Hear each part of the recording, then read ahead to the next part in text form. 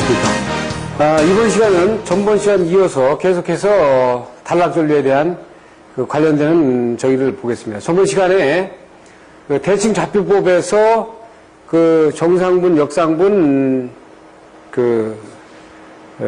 영상분에 대한 전압과 전류에 대한 부분을 간단하게 봤어요. 자, 화면을 보시게 되면, 이제 삼상 단락이 된 경우에, 지금 보신 것처럼 삼상 단락이 된 경우에는, 이쪽 삼상이 단락이 됐으니까 다 붙었죠. 붙었기 때문에 선로의 임피던스 밖에 안 살았어요. 그죠? 그럼 이거를 등가회로로 이렇게 등가화 시켜버리면, 등가화시킨 그림이 지금 어떻게 되어 있어요? 지금 이렇게 그릴 수 있죠. 그러면 이때의 전류는, 즉, E1을 G1으로 나눈 값이 이때 전류가 될 거예요. 이게 고장 전류가 되겠죠. 이렇게 된다면. 그러면 뒤에 보시면 어떻게 있어요? 이때 전류는 E1을 G1으로다가 나눈 값이 된다. 이렇게 되는 거예요. 네? 자, 보시면은 이때에 어떻게 있어요? 임피던스 G1이 다른 때 G1보다 가장 적다는 걸 나중에 이제 알 수 있어요. 즉 보면 여러분들 유념하실 게 이렇게 등가화 시켰을 때 이건 시그널이 이렇게 가져가면 되니까요. 삼상 단락은 지금 이쪽이 전부 다 단락이 되어 있는 부분이기 때문에 선로에 임피던스밖에 남질 않죠. 그러면 이 삼상을 단상으로 이렇게 등가화시키게 되면 E1의 선로의 저항 G1밖에 없는 거란 말입니다. 그러면 결론적으로 이 등가회로 B에서 가져갈 수 있는 것이 지금 전류 I1은 이렇게 볼 수 있죠. 그러니까 이때는 내부 유기전압을 정상 임피던스로 나눈 정상 전류가 흐르고 역상분과 영상분의 전류는 흐르지 않는다. 단락이니까 그렇죠. 예? 자, 그러니까 즉 정상분만 흐르고 역상분과 영상분은 제로다 이거죠. 이 제로되지 않습니까? 그러니까 이때 임피던스를 유념해서 보세요. 이때 임피던스. 그럼 만약에 2선 단락이면 어떻게 돼요? 2선 단락이면. 이게 2선 단락이면은 이게 두 가닥이 붙었고 하나는 이렇게 돼 있어요. 그러면 이 등가회로를 그리게 되면 이 회로의 선로 임피던스는 그냥 존재하고 이것과 직렬로 이 두 개의 임피던스를 등가화시킨 G2가 있다고요. 그럼 이렇게 되죠. 그러면 요 전류는 어떻게 있어요? 전류는 E1에 G1 플러스 G2가 되겠지. 예? 그러면 어떻게 있어요? 여기보다는 벌써 G2가 하나 더 들어갔잖아요. 그렇죠. 그러니까 이 전류는 상당히 지금 이거보다 낮겠죠. 그죠? 그러니까 뒤로 보시면 어떻게 있어요? I1은 G1에다가 G2를 더해가지고 E1이 되겠죠. 그렇죠? 그리고 만약에 여기에 한 선이 지락이 됐다. 이렇게 한 선이. 일선 지락이다. 일선 지락인 경우에는 세 선로가 다 살아있고 한 선이 지락해서 돌기 때문에 예? 이때 임피던스는 이거 어떻게 돼? G0에 G1, G2 영상 전류는 그때 영상 임피던스가 존재하니까 영상분이 들어가고 그렇죠? 그래서 이때 영상 전류는 제가 이게 영상 전류가 그러죠. 영상 전류는 I1과 I2가 같은 매그니튜드로 같은 크기로 흐르는데 이때 전류는 어떻게 있어요? G0, G1, G2 해가지고 이 임피던스 값이 올라간 값을 E1으로 나눈 값이죠. 그러니까 여기보다는 어떻게 돼 있어요? 또 여기다가 영상분이 더 들어갔으니까 전류는 더 짙겠죠. 또 2선이 지락된 경우에 2선이 지락이 된 경우에는 I1 따로 흐르고 I0 영상분이니까 또 지락이 됐으니까 또 흐르고 I2는 또 다른 매그니튜드고 그러지 다른 시각 다 다르죠 이게. 예? 다른 크기로 전류가 흐른단 말이에요. 그럼 여기서 보게 되면 이거를 다 비교해서 보게 되면 삼상 단락이 됐을 때 이때 전류치가 임피던스 G1이 가장 적기 때문에 나머지는 다른 건 막 G2가 붙죠. 여기 또 G0가 붙죠. 막 이러잖아요. 그러니까 전류치가 다 커요. 그러니까 이때 전류치가 가장 적거든요. 이때 전류치가 가장 적으니까 어떻게 돼요? 삼상 단락 전류가 가장 크다 이렇게 얘기하는 거예요. 이 G1이 가장 적기 때문에 삼상 단락 전류가 가장 크다. 크게 나온다. 우리가 이렇게 해서 삼상 단락 전류를 다 구하면은 나머지 이 전류는 다 커버할 수 있다 이렇게 보는 거죠. 그래서 이제 중성점 접지 방식에서의 그 영상 회로를 등가화시킨 영상 회로를 지금 종류로 보고 있습니다. 그런데 이제 문제는 만약에 삼성 송전선에 만약에 일선 지락 고장이 생겼다. 일선 한선 여기서 만약에 델타 Y의 지락이 생기면은 지금 전류가 이런 패턴으로 불균형 상태로 이루죠. 만약에 중간에서 지락이 한 선이 생기면 이때는 또 다른 방향으로 생기고요. 그래서 이 지락사고의 이 다른 방향에 대한 부분들은 어떻게 돼 있어요? 이런 사고가 나올 때는 이건 태분 안에 지금 그 평행자포법으로는 안 되는 거예요. 그래서 이건 크라크 자포법이라고 해가지고 몇 개 케이스를 따로따로 만들어 놨어요. 여기에서 우리 쪽에서는 지금 뭐냐면 3상 4선식에서 3상 단락전류를 구하는 데는 지금 저거를 우리가 지금 들어가서 논할 필요는 없어요. 지금 그렇게 만약에 상이 불균형이 될 때는 평행자포법으로다가 우리가 접근을 하면 안 된다는 얘기를 제가 하기 위해서 잠깐 보여드린 겁니다. 그러면 단락전류 고장 계산을 근데 지금까지 일반적인 얘기를 해놓고 기술사 관연도 시험 문제에 나왔던 문제를 한번 가지고 잠깐 보면서 조금 더 깊이 들어가 보고 그 다음에 IEEE 교재를 가지고 한번 보도록 하겠습니다. 지금 관연도 문제를 보면은 1993년도 39회에 나왔던 문제인데 상당히 저는 그 가르치면서 항상 얘기하는데 상당히 좋은 문제다. 이 문제는 그러니까 어느 분이 냈는지 모르겠지만 상당히 이 한 문제를 가지고 종합적으로 기술사를 전부 다 기술사의 능력을 종합적으로 평가를 해볼 수 있는 문제입니다. 그런 문제에서 상당히 제가 좋게 평가하는 문제인데 보시면은 여기서 A점과 B점의 단락전류를 구하고 그러니까 A점과 B점에서의 단락전류를 구하고 현장에서 시판되고 있는 차단기 용량을 구하라. 그러니까 이게 아주 상당히 의미 있는 말이란 말이에요. 현장에서 시판되고 있는 차단기의 용량을 구해라. 이러니까 그냥 단순하게 A점과 B점의 단락전류는 그냥 공부해가지고 구할 수 있어요. 공부해가지고. 식 외워가지고 이렇게 구할 수 있는데 현장에서 시판되고 있는 차단기 용량을 구해라 그랬으니까 이게 현장에서 해보지 않았으면 모르고 두 번째 변압기 임피던스는 표준 임피던스 정하고 선로 임피던스 무시하는데 변압기 임피던스 표준 임피던스로 임의로 정해라. 당신이 정해라. 이것도 아주 의미 있는 문제거든요. 그러니까 이것도 현장에 없으면 몰라요. 본인이 변압기에 이 설계를 안 해봤으면 이 임피던스를 정할 수가 없거든요. 그러니까 이 문제는 이 한 문제를 가지고 정말 실물 경력이 있는 점들을 다 볼 수 있는 거예요. 그러니까 본 문제는 제가 일반 단락전류를 구하는 일반인 공식만을 숙지한 상태에서 풀기가 불가능한 문제로 수험생이 단락전류를 구하는 문제 중 실제 실무 경험이 있는가를 복합적으로 묻는 이유다. 그 이후로는 변압기 임피던스를 수험생이 정하고 시판되는 차단기를 정하라고 한 주문이다 이거죠. 그러니까 기술사로서는 상당히 실무의 능력을 묻는 문제이기 때문에 상당히 좋은 문제다. 이렇게 저는 평가를 하고 있는 겁니다. 그럼 내용을 들여다보면 그 한전에서 공급하는 기준 MVA는 100MVA이고 100MVA이고 퍼센트 임피던스는 2%를 줬다. 이건 한전 일반적인 기준이죠. 그리고 154KB에서 22,000원 떨어지는데 60MVA다. 그럼 우선 여러분들이 문제에 봉착하는 것이 154에서 22,000원 떨어지는 변압기는 대개 퍼센트 임피던스가 몇 퍼센트일까? 이걸 모르죠. 그러니까 이게 11에서 14.5 정도 사이가 된다고요. 이거를 아셔야 돼요, 여러분들이. 그러니까 실무에 그 설계를 하신 분들은 이 내용을 감각적으로 알고 있거든요. 그 다음에 100kVA, 이제 11에서 14.5라는 거는 용량에 따라서 좀 달라지니까 그래요. 그리고 22,000에서 380V나 6,600, 3,300으로 떨어지는 거는 보통 퍼센트 임피던스가 5.0에서 7.0 사이 이 정도 됩니다. 퍼센트 임피던스가. 그리고 발전기는 과도 임피던스를 10%로 줬어요. 그런데 이 문제도 조금 완벽한 건 아닙니다. 왜 그러냐면은 문제에 이제 좀 흠을 잡자고 하면은 이 기존의 100MVA 하고요. 100MVA에서 한전에서 60MVA가 들어오는데 60MVA면 생각을 해보세요. 이 용량 크기가. 60MVA면 이거는 프렌트거든요. 프렌트.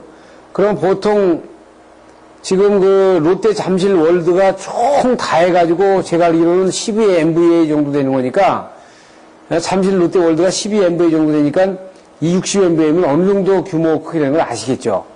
그러면 이 60MVA하고 변압 발전기 400kV짜리가 병렬 운전을 할 수는 없는 거거든요, 이거는. 병렬 운전이 아니라고요. 근데 우리가 단락전류를 구할 때는 반드시 발전기와 이 전원은 무한모선으로 보기 때문에 이걸 병렬 운전하는 걸다가 계산한단 말입니다. 근데 여기서는 병렬 운전 케이스가 아니에요. 이게 60MVA 하는데 발전기로 400kV를 병렬 운전을 할 일이 없죠.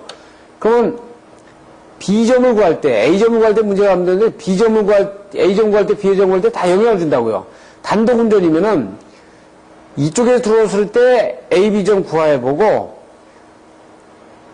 제네다만 돌 때는 A점은 해당이 없는 거죠. 제네다만 돌 때는 제네다만 돌 때, 발전기 돌 때는 B점만 구하면 되는 거거든요, 이렇게. 그리고 무한모선을 구할 때는 만약에 병렬 운전이라고 보면은 이걸 다 묶어야 되고, 그러니까 여기다 거기다 좀 썼어야 돼요. 문제에서 그걸 써줬어야 되는데, 좁고 발전기는 병렬 운전이라든지, 그렇지 않으면 발전기는 단독 운전이라든지, 이렇게 별도로 이 내용을 주기를 해줬으면 더 좋은 문제가 됐을 텐데, 일반적인 접근 상황으로만 가본다 이거죠. 그러면 우리가 단락전류를 구할 때는 이제 오음법과 퍼센트 임피던스법, 퍼유닛법, 뭘 쓰는데 퍼센트 임피던스법을 많이 쓰죠. 그래서 그 많이 쓰는 이유는 제가 나중에 설명합니다. 그리고 단락전류에 의해서 좌우되고 100% 정확한 거 전류는 계산은 불가능하고 그래서 시험을 통해서 확인이 안 되고 모든 것이 관례에 의해서 사회 통념상 공통된 계산 방식을 추정한단 말이에요. 그래가지고 우리가 계산해보면 프로를 보면은요. 각 기기의 선로의 표준 임피던스를 결정하고 각 임피던스 기준의 베이스로 환산을 해서 각 임피던스 기준을 베이스로 환산해가지고 임피던스 맵을 작성하고 임피던스 합성을 하고 단락전류를 계산하고 그 다음에 적용 차단기를 결정하는 걸로 이렇게 가죠.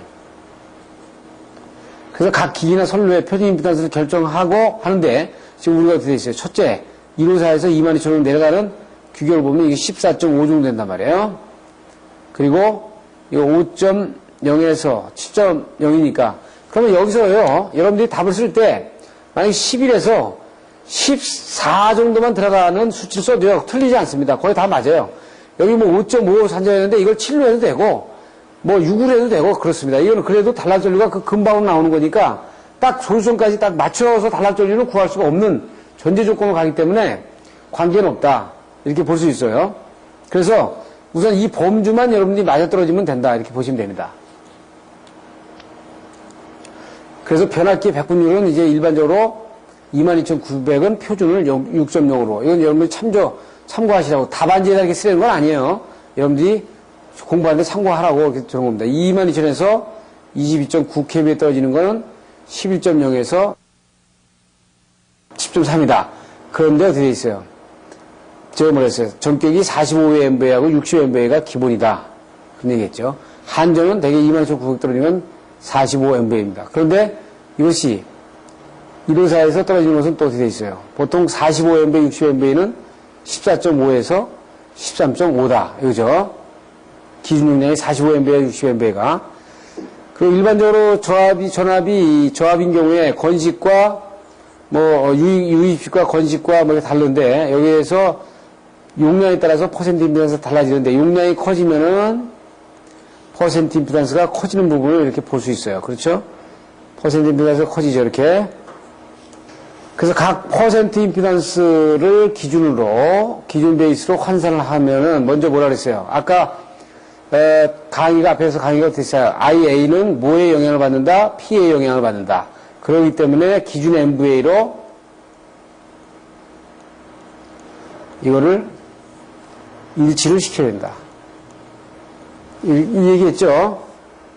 자, 그러면 우선 한전에서 100MVA로 줬으니까 100MVA로 기준 MVA로 다 일치를 시키면은 메인 들어오는 게 60MVA라고 그랬으니까 60MVA를 그때 60MVA가 14.5니까 100MVA로 일치시키면 24.2가 되네요. 22kVA는 1000kV라 그랬으니까 1MV죠. 그러면 이것이 5.5니까 퍼센트 임피던스가 550이 되죠. 발전기를 상시 발전기를 보고 이게 문제가 있는 거지만 어떻게 되어 있어요? 전원과 이 제네다가 있는 경우에 이거를 무한모소로 본단 말이에요. 같이 영향을 인러시 카렌트를 주는 걸로 이거는 다음 시간에 아주 구체적으로 IEEE 강의가지고 합니다. 그러니까 여러분들이 왜 발전기를 상시 발전기를 보는지 그러니까 이 문제는 격에 안 맞는 거예요. 그러니까 여기서 60MV짜리 상식적으로 수정을 받는데 400MV짜리 상시 발전을 할 필요가 있나요? 이거는 독립운전이 맞는데 일단 단락전류를 구하는 스킴이니까 이걸 같은 거로 보자 이거죠. 그래서 발전기를 상시 발전기라고 보고 퍼센트 임피던스를 환산하면 발전기 400kV라고 했으니까 0.4의 퍼센트 임피던스가 2500으로 산정이 된다. 그럼 이거를 이 한전과 제네다를 무한모소를 보면 이렇게 무한모소를 이렇게 볼 수 있겠죠. 보면 이쪽은 직렬이고 이놈과 이것이 병렬이 된 거죠. 그럼 한전에서 100MVA 기준에 퍼센트 임피던스는 2로 줬고 변압기를 이 100MVA를 올리니까 24.2가 됐고 또 이 변압기는 154에서 22,900으로 떨어지는 거고 이 변압기는 22,900에서 380V 떨어지는 변압기를 100MVA로 기준해서 하니까 590이 나왔잖아요. 그러니까 직렬을 놓고 이쪽에 발전기 2500 변을 놓는 거죠. 그러면 우리가 A점과 B점을 구한다. 그럼 A점을 구할 때는 A점이 달라게 생기면 여기서 이렇게 전류가 들어가고 이 발전기에서 이렇게 들어갈 겁니다. 이렇게 들어가겠죠. 그러면 직렬 두 개, 이 직렬 이쪽 두 편이 될 겁니다. 그래서 이렇게 보면 어떻게 있어요? 이쪽에 한전에서 들어오는 직렬 두 개, 제네다에서 들어오는 직렬 두 개가 되는 거예요. 이게 A점이 되겠죠. 이걸 등가시키면 이렇게 되고 또 합치면 이렇게 된다. 그래서 종합 퍼센트 임피던스는 25.98이 된다. A점에서. 이게 되죠. 그럼 B점에서는 한전에서는 이렇게 들어오고 발전기에서 이렇게 들어오니까 여기 직렬로 더하고 여기 나누고 그럼 이렇게 되고 이걸 다시 등가시키면은 468.3이 되겠죠. 그럼 이 두 가지의 답을 가지고 보시면은 A점의 단락전류는 MVA에 자 이건 보세요. 이거는 정상전류가 되죠. 그러면 그래서 우리가 단락전류 IS는 제가 보였어요. 정상전류에 곱하기 퍼센트 임피던스 G의 100이라고 그랬다. 100은 이건 배율이라고 그랬다. 배율. 종조로. 그러니까 이거 정상전류 구해가지고 몇 배냐? 25.8이니까 4배 조금 안 되겠죠? 그러니까 이게 얼마 나와요? A점은 9.7크가 나오네. B점은 이렇게 해서 보니까 얼마 나와요? 32.4카 나와요. 그럼 적용 차단기를 결정할 때 A점 차단기는 루트 3에 원래는 22.9가 아니고 이걸 되어 있어요. 25.8로 봐야죠. 그러니까 이거는 공칭 이게 전격 전압에 대한 것이고 그 만약에 액츄얼로 선로에 걸리는 걸로 보게 되면 요 전격 정도로 볼 수 있어요. 그런데 어떻게 25.8을 곱해줘야죠. 그러면 여기서 조금 올라갈 겁니다. 그러니까 표준 용량이 500MVA 정도가 나오니까 500MVA의 스탠다드 차단기는 520MVA란 말이에요. 근데 이제 우리나라의 22,900에는 520MVA 이하로 내려갈 수가 없어요. 왜냐면 기준 MVA를 100을 주었기 때문에 전부 다 520MVA를 써야 됩니다. 좀 이것도 하나의 문제점으로 나올 수는 지적이 될 수 있어요. 그리고 B점에 저압의 적용 차단기는 380V급에 32.4카 나오면 42카짜리를 선정해야 된다. 이것이 이제 실무에서 여러분들이 해봤어야 답이 나오는 내용입니다. 자, 기술사 시험 문제를 보면서 이제 전체적인 이렇게 플로우를 이렇게 조금 이렇게 봤어요. 앞에 강의한 내용과 비교해가지고 이렇게 좀 봤어요. 그러면 여기서 이제 구체적으로 처음에 물었던 8가지 문제를 이제 하나씩 이제 해결하며 가는 겁니다. 그러면 제가 처음에 물었던 문제 8가지 중에서 여러분들은 이제 해결한 것이 퍼센트 임피던스의 정확한 의미 알았고요. 그 다음에 기준 MVA가 무엇을 의미하는지 이것도 알았습니다. 단락전류를 산출하기 위한 가정 조건은 뭐냐? 이거 아직 확실하게 몰라요. 기호전류원의 형태는 어떤 거가 있냐? 과도리액탄스의 의미는 어떤 의미가 있느냐? RXB의 의미는 어떤 거가 있느냐? 퍼센트 임피던스법이 왜 많이 사용되느냐? 단락전류를 구하는 프로 차트를 도시할 수 있는가? 여기서 이거는 약간 좀 있다고 보는데 나머지 이 문제가 아직 해결이 안 된 겁니다. 이게 지금 이거는 해결된 거죠. 이 두 개는 지금 해결된 거예요. 이 강의 가지고. 그러면 나머지들에 대한 부분들을 더 구체적으로 보기 위해서 지금 화면에 보시는 것처럼 이제 차단기 용어서부터 용어의 정의를 몇 개 좀 정리를 좀 하고 그리고 그 나머지에 대한 사항들 뭐 퍼센트 임피던스법과 뭐 임피던스법에 대한 관련되는 부분이든지 왜 임피던스법을 많이 사용하는지 여기에 대한 부분들을 참고적으로 보겠습니다. 지금 이 강의를 잘 보시면은 제가 앞에 왜 기숙사 문제를 더 먼저 떠올렸냐면은 여러분들이 차단기의 단락전류를 고장 계산하는 문제들에 대한 기숙사 관련 문제들이 이런 문제들이 나온다 하는 걸 먼저 던져드리고 그 문제를 가지고 전반적인 우리가 알아야 될 부분을 먼저 스코프를 정해보고 그 다음에 디테일하게 항목을 조사해보는 방법으로 이렇게 제가 지금 강의를 진행하고 있는 겁니다. 그러니까 처음부터 용어의 정의하고 아주 차근차근히 쭉 이렇게 하나씩 파악해가지고 결론적으로 마지막으로다가 단락전류 고장을 계산해보는 방법도 있지만 먼저 단락 고장 전류에 대한 전반적인 부분은 뭘 봐야 되는지를 먼저 딱 보고 그 다음에 주요의 그 용어에 대한 그 키워드를 좀 보시면서 그 내용들을 파악하는 그런 방법도 괜찮지 않냐 이렇게 생각해서 그렇게 강의를 해드린 겁니다. 그래서 이렇게 강의를 하고 난 다음에 마지막 부분에서 이제 IEEE와 그 미국에서의 이렇게 간단하게 단락전류 계산을 어떻게 하는지 이 부분을 비교해서 보시면서 이 단락전류의 강의의 전반적인 부분을 끝내도록 이렇게 하겠습니다. 여기 보시는 것처럼 지금 차단기는 당연하게 이것은 과부하는 물론이고 고장전류인 단락전류까지도 개폐할 수 있도록 만들어져 있는데 여기에서는 즉 전기적인 차단 능력과 기계적인 차단 능력을 별개로 요구한다. 그래서 전력 휴즈 같은 경우는 이것은 전기적인 차단 능력만 갖는 거고 휴즈는 그렇죠. 그리고 전력용 차단기라든지 배전용 차단기는 전기적인 차단 능력과 기계적인 차단 능력을 같이 갖는 거다. 그래서 휴즈 같은 경우에 차단 용량을 카로 나타내고 배선용 차단기는 MVA로 나타내는 것이 통례다. 이런 얘기를 앞에서 말씀드렸습니다. 그리고 과부하 전류에서는 과부하 전류는 전격 전류가 있고 그리고 전선의 손상을 방지할 정도의 어떤 그 과부하 정도가 흐르죠. 여기에는 과부하 정도가 흐르고 여기서는 순간적인 부분에서의 기동 전류는 포함하지 않는다. 단락 전류는 지금 뭐 2선 단락, 3선 단락이지만 우리가 배운 바대로 3상 단락을 단락 전류로 일반적으로 통칭한다. 이렇게 얘기를 하고 있어요. 그 과도 전류는 이건 차단 전류를 나타낼 때 차단 전류도 대칭 차단 전류가 있고 비대칭 차단 전류가 있어요. 그래서 이 각각 저희가 다르거든요.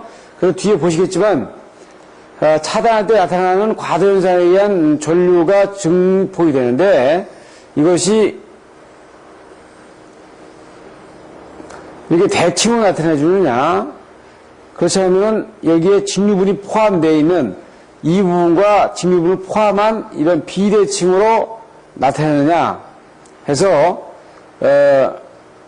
이 대칭 단락전류와 비대칭 단락전류를 별개로 얘기하고 이것을 적용해 가지고 단락 내량을 계산하는 부분도 있고 비대칭을 전제해 가지고 기기에 대한 그 부하 시험이라든지 이런 부분들을 하는 것이 다르게 구분하고 있어요.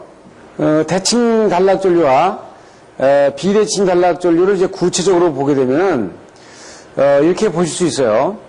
지금 보시면 대칭 단락전류는 지금 이렇게 정상분에서 이게 정상분이면은 지금 이게 정상분에서 나오는 전류라고 그러면은 과도 상태에서 나타나는 이렇게 나타나는 부분이거든요. 지금 그림이 조금 이 부분이 좀 자세하지 않은데 좀 이렇게 그려보면은 만약에 정상분의 전류가 폭이 이 정도의 폭이라고 칩시다. 예를 들어서 그럼 제가 이걸 가지고 이걸 회전기기 쪽에 특히 회전기기 쪽에 발전기나 이쪽에 회전기기 쪽을 가지고 얘기를 좀 해보면 지금 정상 전류가 이렇게 웨이브가 이렇게 나타난다고요. 이렇게 예를 들어서 나타나면 이 과수 상태가 됐을 때 단락 전류가 이렇게 나타나거든요.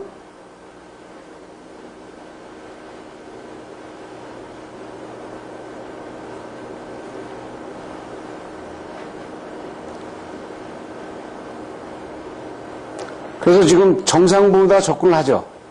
이게 정상분, 이 매그니튜드가, 그러면 지금 이 부분이 이게 이제 대칭으로다가 되기 때문에 이것이 대칭, 이게 단락전류라고요. 근데 이렇게 감시하는 거는 어떻게 감시하냐면은, 자, 단락점을 향해서 고장점으로다가 이제, 고장점이 야기가 돼가지고 정지를 하는 거기 때문에 이게 쭉 감시가 되지 않습니까? 근데 이때 어떻게 있어요? 그 차단기나 이분에 대한 직류분이 야기가 되니까 직류분이 야기가 되면 이 직류분의 타우 시정수에 의해서 어떻게 돼? 감소가 되죠? 그러니까 이 시정수는 어떻게 선로에 LC가 조합이 되어 있느냐에 따라서 쉽게 감소가 될 수도 있고 천천히 감소가 될 수도 있단 말이에요. 이렇게.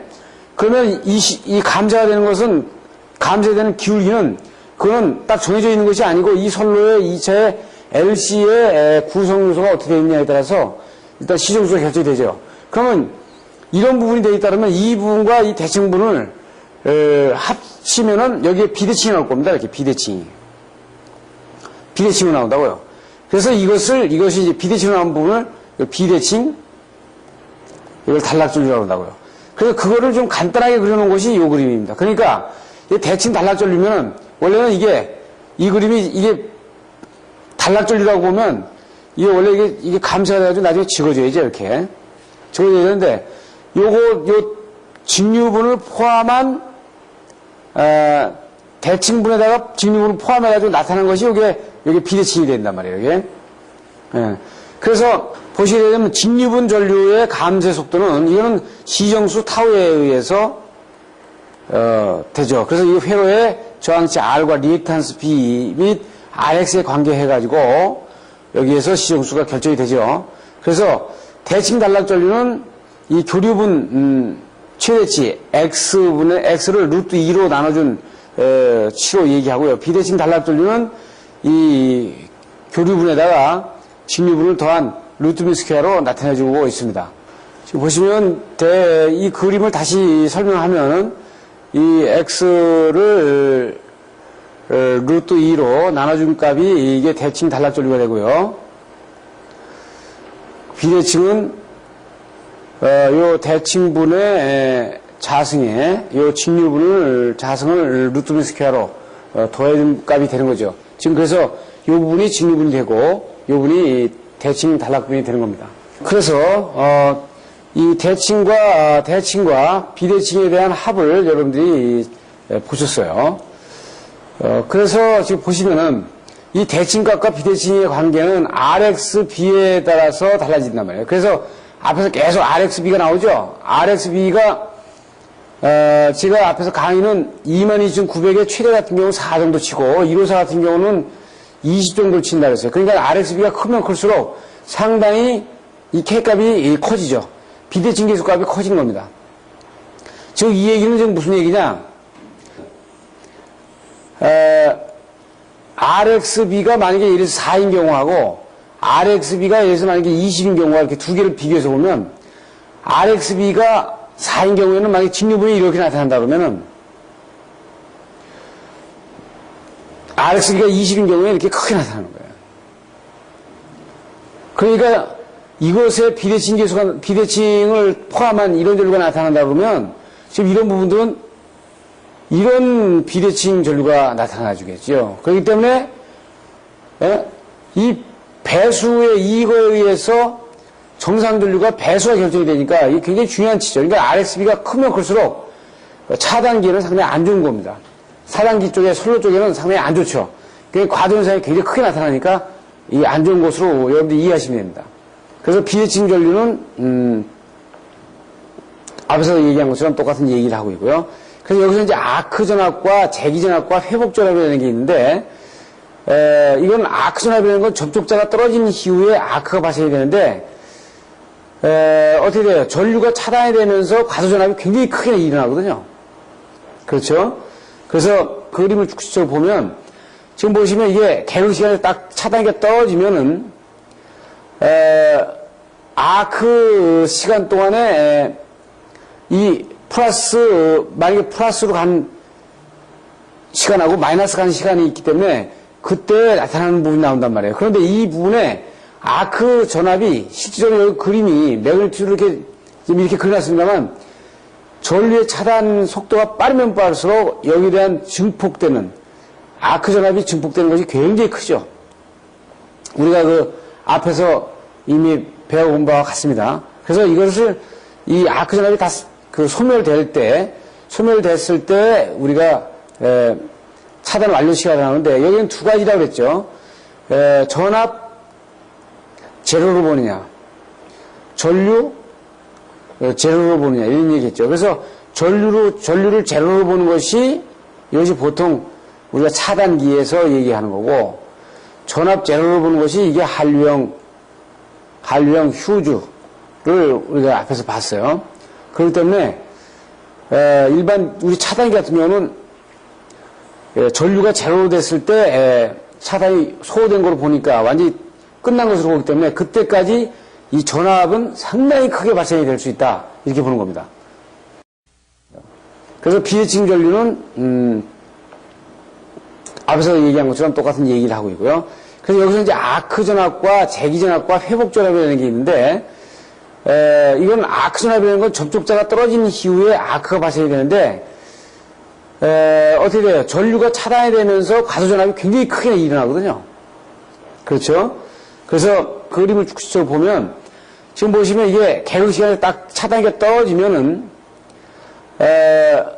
아크 시간 동안에 이 만약에 플러스로 간 시간하고 마이너스 간 시간이 있기 때문에 그때 나타나는 부분이 나온단 말이에요. 그런데 이 부분에 아크 전압이 실질적으로 여기 그림이 매그니튜드로 이렇게 그려놨습니다만 전류의 차단 속도가 빠르면 빠를수록 여기에 대한 증폭되는 아크 전압이 증폭되는 것이 굉장히 크죠. 우리가 그 앞에서 이미 배워본 바와 같습니다. 그래서 이것을 이 아크 전압이 다 소멸됐을 때 우리가 차단 완료 시간이 나오는데 여기는 두 가지라고 그랬죠. 전압 제로로 보느냐, 전류 제로로 보느냐 이런 얘기했죠. 그래서 전류를 제로로 보는 것이 이것이 보통 우리가 차단기에서 얘기하는 거고 전압 제로로 보는 것이 이게 한류형 휴즈를 우리가 앞에서 봤어요. 그렇기 때문에 일반 우리 차단기 같은 경우는 전류가 제로로 됐을 때 차단이 소호된 걸로 보니까 완전히 끝난 것으로 보기 때문에 그때까지 이 전압은 상당히 크게 발생이 될 수 있다 이렇게 보는 겁니다. 재기 전압은 이제 단락 전류와 전차단 직후에 접촉 안에 발생하는 과도 전압을 얘기하고요. 회복 전압은 재기 전압 뒤에 나타나는 전원 주파수와 같은 전압이기 때문에 이건 일반적으로 우리 사용되는 전압으로 볼 수 있어요.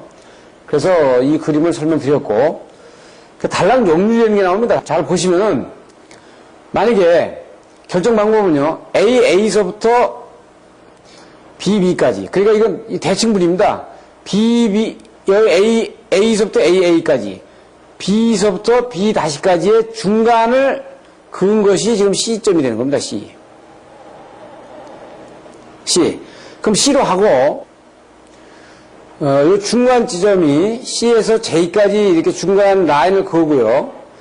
여기서 직류불이 발생된 것이 만약에 전압으로 쳤을 때 뭐 100V다. 그러면 이 100V가 36.8V로 감쇄하는 시간 t 쪽에 만나는 점을 제의로 하면 이 시간 t가 나오잖아요. 그러면 이것을 어떻게 돼요? 아크탄젠트에다가 아크탄젠트 2파이 ft로 집어넣어가지고 달랑 역률을 구한다 이거죠. 그런데 대부분 이 테이블을 가지고 구합니다. 테이블 가지고.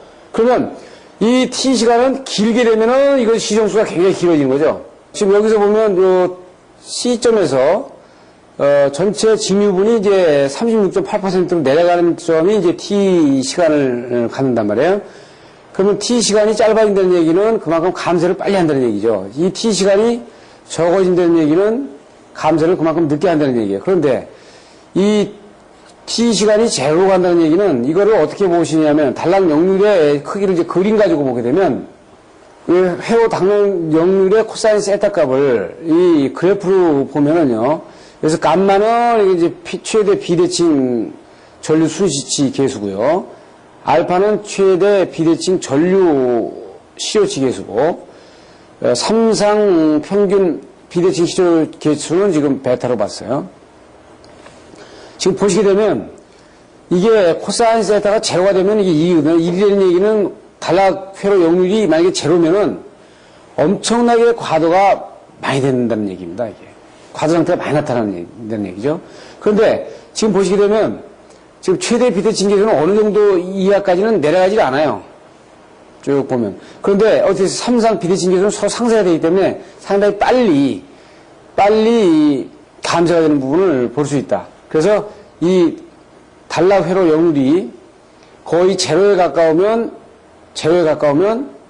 상당히 이 과도 상태가 크게 나타나는 거고, 이 단락 역률이 이 1에 가까우면 그 과도 상태가 상당히 적게 나타난다. 이렇게 보시면 되겠습니다.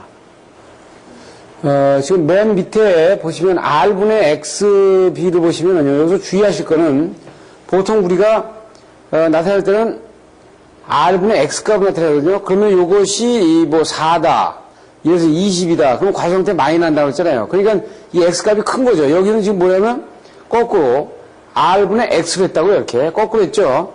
거꾸로 했으니까 R값을 1로 치면은 X값이 무한대인 경우에는 거의 제로로 가지 않습니까? 제로로 가더니 X값이 상당히 크다는 얘기예요. X값이 크게 간다는 얘기는 여기 이쪽에 포지션을 차지하겠죠.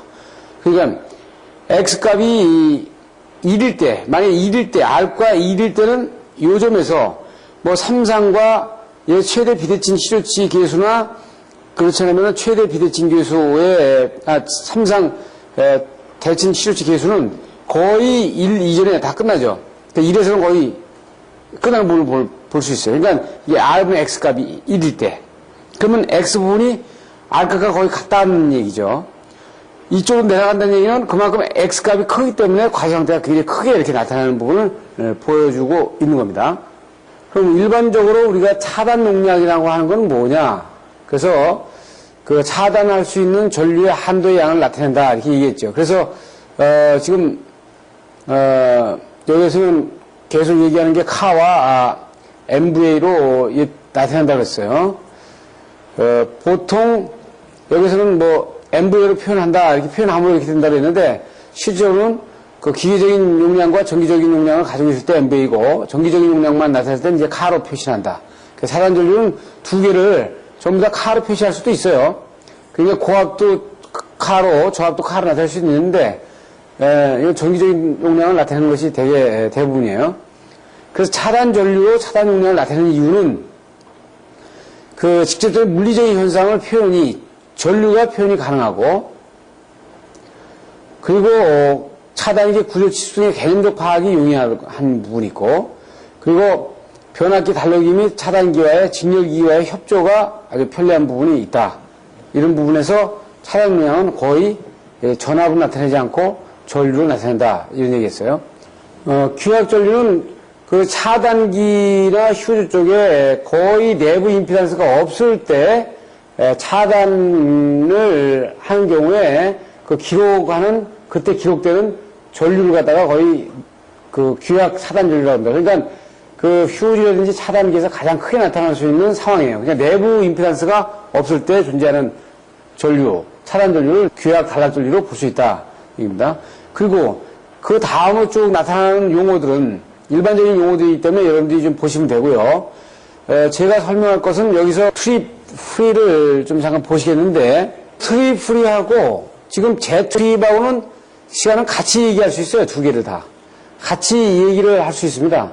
그래서 어떻게 같이 얘기하냐면, 트립 프리는 들어가 있는 차단기가 완벽하게 투입이 되기 전까지 다시 투입의 명령을 못 받겠다는 거고, 재투입 시간도 마찬가지거든요. 이것은 지금 완전히 차단이 되어 있는 그 접점이 투입 시간에 투입 명령을 받은 후에 다시 투입 시간에 대한 부분에 투입 명령을 받지 못하는 그런 부분에 대한 그 시간 공간을 얘기를 하고 있는 겁니다. 자, 여기서 이제 우리가 일반적인 그 용어 자체를 좀 봤어요. 그리고 여기서는 이제 보면 그럼 차단기의 기본적인 개념 원리를 좀 잠깐 보실 필요가 있다 이거죠. 지금 우리가 보면 이 그림에서 보시면 이 두 개의 그림 상태를 보시면 차단기 기본 원리 이렇게 가지고 돼 있죠. 지금 무슨 얘기냐면 차단기가 투입이 돼 있을 때는요, 차단기는 스트레스가 하나도 없어요. 차단기가 투입이 돼 있을 때는 선로와 똑같은 거 아닙니까? 전기를 보내주고 있기 때문에 이 차단기 양단에 걸려있는 전압은 없어. 네. 없기 때문에 이 차단기가 스트레스를 가장 안 받는 과정입니다. 그러니까 차단기가 크로스되어 있는 경우에는 이 전기적인 스트레스가 전혀 없어요. 이 제로다, 제로. 그러니까 가장 차단기로는 가장 스트레스가 없는 과정이 차단기가 부하가 투입되어 있는 상태에서 차단기가 온되어 있는 상태고요. 차단기가 가장 스트레스를 받는 부분은 오프되어 있는 상태입니다. 오프됐다는 얘기는 양단에 이 선로에 정상적으로 완전히 오프되어 있으면 정상전압이고, 오프 과정에는 과소전압이 걸려있는 상태죠. 그래서 오프 상태가 어떻게 보면 차단기에서 가장 스트레스가 많이 걸려있는 상태를 얘기한다 얘기입니다. 그래서 보면 투입할 때는 투입 전류를 보게 되면 전압과 회복 전압은 거의 비슷한 상태에서 약간의 이제 디스토션이 좀 나타나지만, 전류 같은 경우는 차단 시에 투입할 때는 정상적인 그 시간까지는 상당히 이렇게 쭉 좀 떨어지는 부분을 보여주죠. 그래서 차단기의 전격 전류는 연속해서 전류가 흐를 때 이때에 그 온도 상승이라든지 규정 헌도 안에서 차단기가 정상적으로 다 움직일 수 있는 부분에 대한 그 전류를 말하고요. 전격 차단 전류는 지금 앞에서 얘기한 사고 시에 고장 전류를 차단할 수 있는 그 내용을 얘기하겠습니다. 그래서 차단기 구성을 보면 전류 전달부가 있어요. 이게 상당히 중요한 부분인데, 그래서 여기서 충분한 기저의 강도가 요구된다. 나머지들은 우리 다 아는 얘기들이에요. 그러니까 휴지에는요, 전력 휴지에는 용단하면 그만이지 전류 전달부가 필요 없단 말이에요. 충분한 기저의 강도가 필요 없어요. 그렇기 때문에 이거는 카로 나타내는 거예요. 그래서 차단기는 이 부분이 필요하기 때문에 여기서는 MVA로 나타낸다. 이렇게 보시면 됩니다. 그래서 이 차단기는 반드시 떨어뜨리면서 충분한 기저인 강도가 요구되는 겁니다. 이 휴지에 기저인 강도 요구된다는 말은 없거든요. 그리고 나머지 이제 절연부가 있고요. 그리고 소호장치가 있는데, 소호장치는 어떤 장치에 따라서 달라질 수 있냐, 유입차단기냐, MBB냐, 진공차단기냐, 가스차단기냐, 뒤에 설명할 겁니다. 그 다음에 기호부가 있고 보조장치가 있다. 이것은 바로 설명이 이어집니다. 그래서 차단기 종류는 첫째, 유입차단기.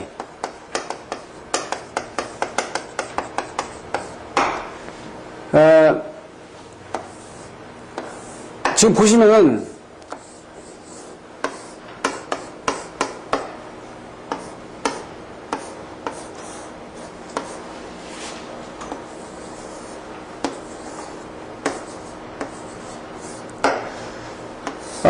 이 접점이 이 기중에서 일단 온 오프를 하는데,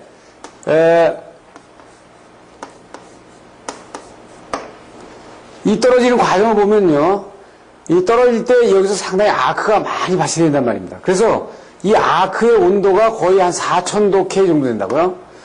그 4000도 K 정도 되면 이 절연유에는 CH 계열의 광유의 분자 구조들을 가지고 있는 함들이 많아요. 그러니까 그래서 메탄이면 CH4, 뭐 C2HA 뭐 이런 식으로다가 에틸렌, 뭐 프로필렌 뭐 이렇게 아주 쭉 이런 크루드 코일에는 CH 계열이 들어가 있단 말이죠. 그럼 이 4000도 K가 온도가 올라가니까 이 근방에서 열화학 분해를 해요. 열화학 분해를 하면서 탄소하고 수소하고가 분해됩니다. 분해되면 이 탄소가 분해될 때 수소의 숫자가 엄청나게 크기 때문에, 많기 때문에 집중적으로 이 옆에, 이 소연부 옆에 수소의 가스가 다량으로 발생되면서 이 소연부를 아주 급속하게 냉각을 시킵니다. 냉각을 하면 그 분자의 열운동이 안 되죠. 그래서 전자의 방출을 갖다가 막아주기 때문에 아크 소호가 굉장히 빠른 겁니다.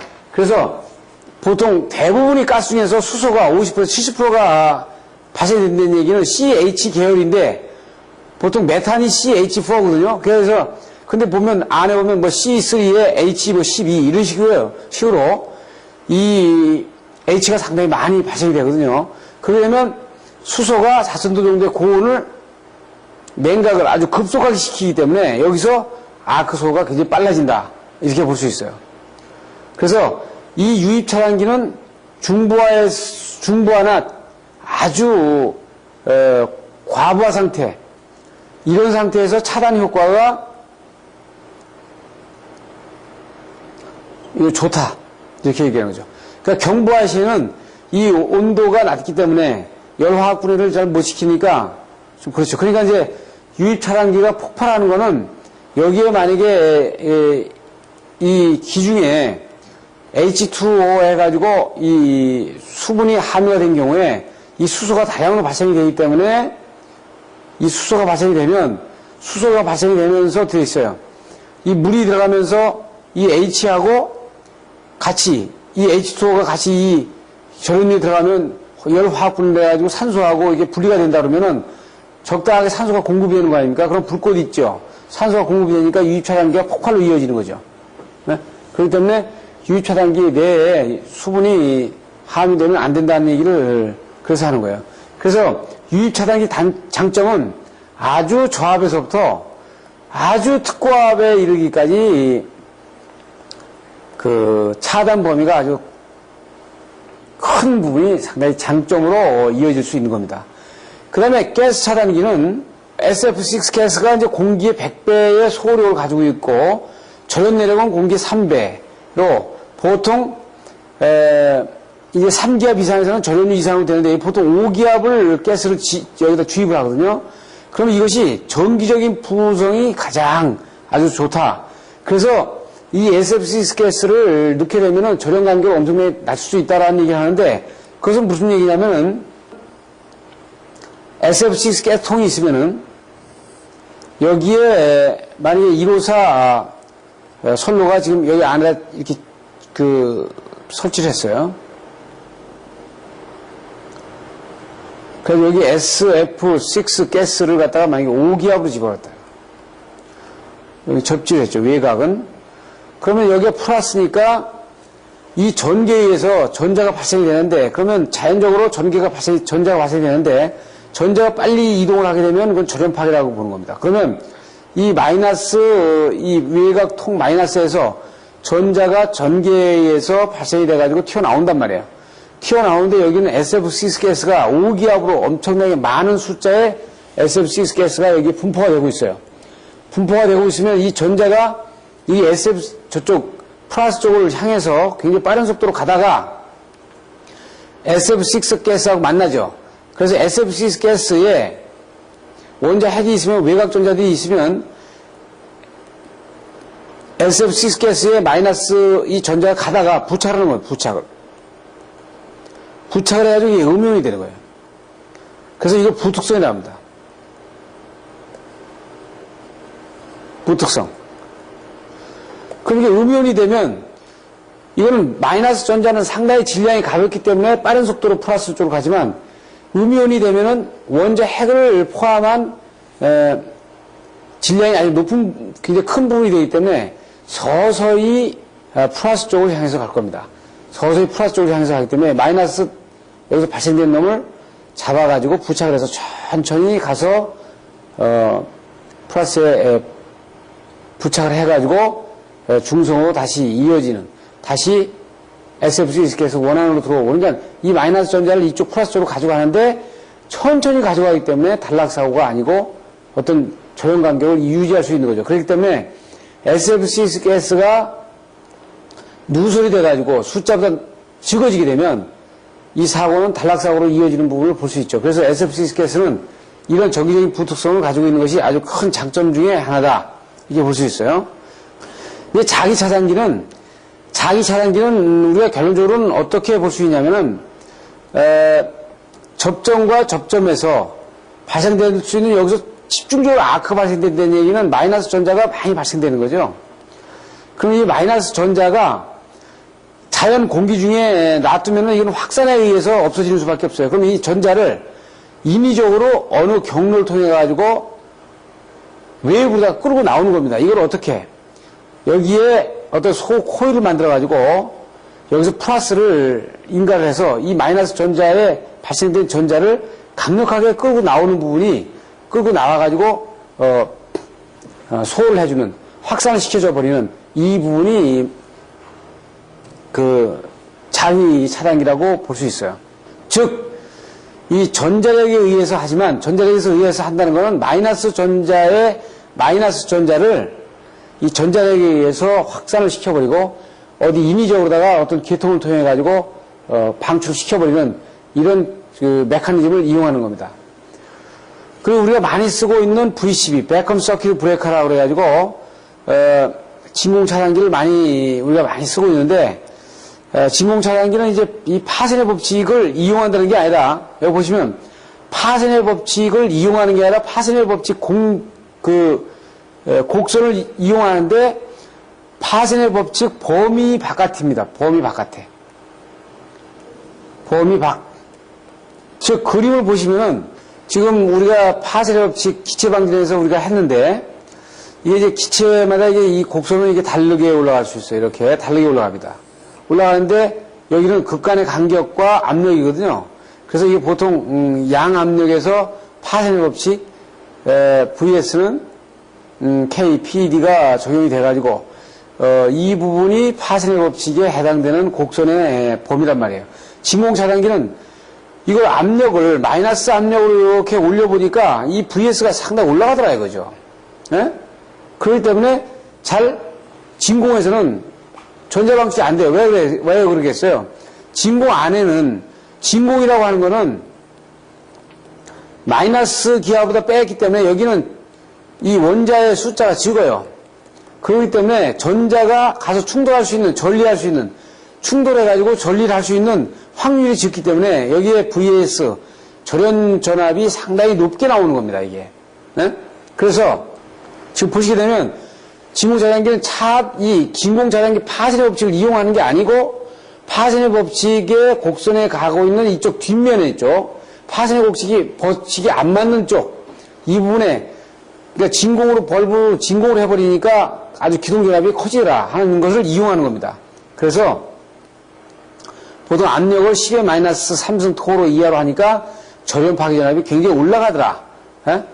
그래서 전자 방출을 상당히 이 벌브 내에서 전자 방출이 안 되도록 하는 거죠. 그렇지만 이미 되고 나면 어떻게 됐어요? 자연 소호를 기다리는 수밖에 없기 때문에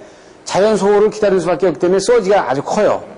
서지가 크다고요. 그래서 지금 보시면 낮은 전압을 가진 아크를 발생을 해가지고 전류 0점 근방에서 전구로부터 전자 방출이 안 되게 한다 하는 얘기는 전류 0점이 됐을 때 차단이 된 거죠. 그래서 이것이 이 접점이 왔다 갔다 움직이는 겁니다. 요거는 픽스되어 있는 거예요.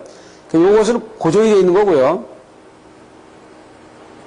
요 고정이 되어 있는 거고, 벨로우즈를 통해 가지고 이 접점이 붙었다 떨어졌다 하는 겁니다. 그러면 이 부분을 진공을 하는 데는 거거든요. 여기를 진공을 하니까 전자가 이것이 어디 떨어지게 되면서 되어 있어요. 자연 아크가 발생이 되면서 만약에 이것이 플러스 한쪽이 마이너스, 이게 60사이클 같은 게 이게 계속 교복이 됩니다만, 마이너스 쪽에서 전자 방출이 돼가지고 일단 플러스 쪽으로 이렇게 이동을 하는데, 이것이 진공이니까 어떻게 있어요? 진공이니까 이 전자방출된 것이 가서 공간 중에서 부딪힐 수 있는 원자의 숫자가 적기 때문에 전자방출 확률이, 충돌 확률이 떨어지는 거예요. 그렇기 때문에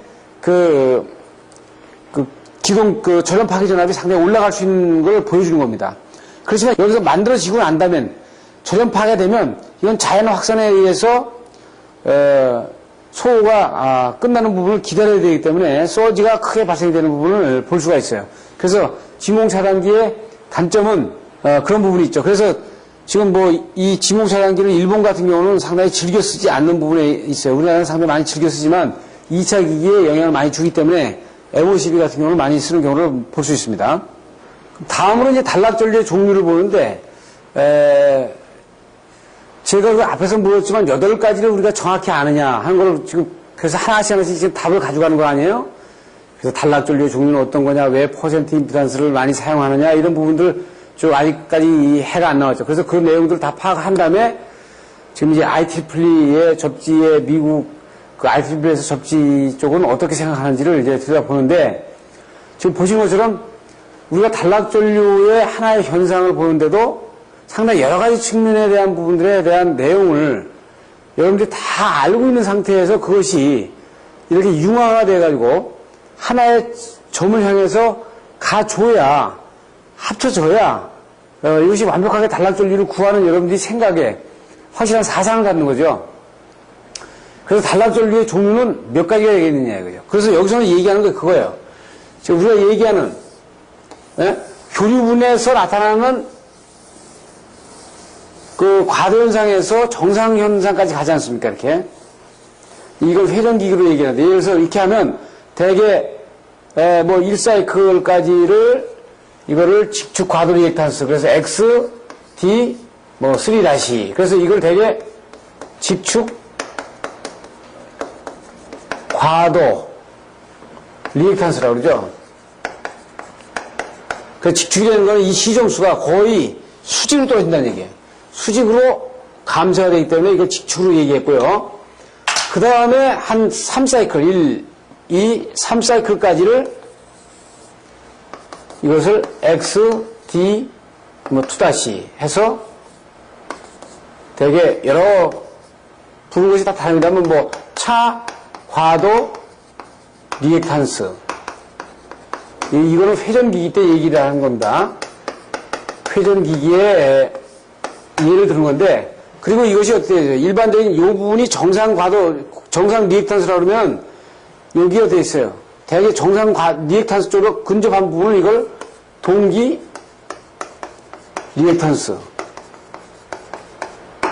여기서 이제 직류분이 이렇게 발생이 되니까 직류분은 이제 어떤 시정수를 가져가겠죠. 그러면 이 직류분이 포함되어 있는 이런 비대칭 단락전류 곡선이 나타날 거예요. 그래서 그러면 대칭 단락전류 교류분만 사용하는 경우하고 비대칭 단락전류에서 직류분이 포함되어 있는 이 비대칭 단락전류를 포함하는 경우에 각 부하에 따라서 어떻게 적용하는가를 잠깐 살펴보겠습니다. 그래서 이 계통의 단락전류를 구하는 경우에 그 값을 사용하는 목적이 차단기, 휴지를 선정하는 경우가 있고요. 계전기, 그 다음에 기계적인 강도를 고려하는 경우에 열적인 강도를 고려하는 경우가 있단 말이에요. 그래서 보통 교류분을 표시하는 대칭전류와 직류분을 표시하는 비대칭전류는 나눠줄 수 있다. 그래서 단락전류는 대칭 단락전류와 비대칭 단락전류로 이렇게 나눠질 수 있다 이거죠. 그 대칭 단락전류는 symmetrical, 이라고 우리가 symmetrical short circuit current라고 그러는데, 교류분과 직류분을 구성하는데 어떻게 됐어요? 교류분만 얘기한다고요. 그래서 브레이커라든지 ACB라든지 휴즈 선정에 사용할 때는 이 대칭 단락전류 시어치만 가지고 사용을 하고요. 비대칭에 관련되는 부분은 다음 시간에 이어서 설명을 자세히 하겠습니다. 그래서 다음 시간에 그 단락전류의 종류를 어디에다 적용하는지를 우리가 살펴보고 그리고 IEEE 강의를 추가로 진행하는 걸로 이렇게 말씀드리겠습니다. 감사합니다.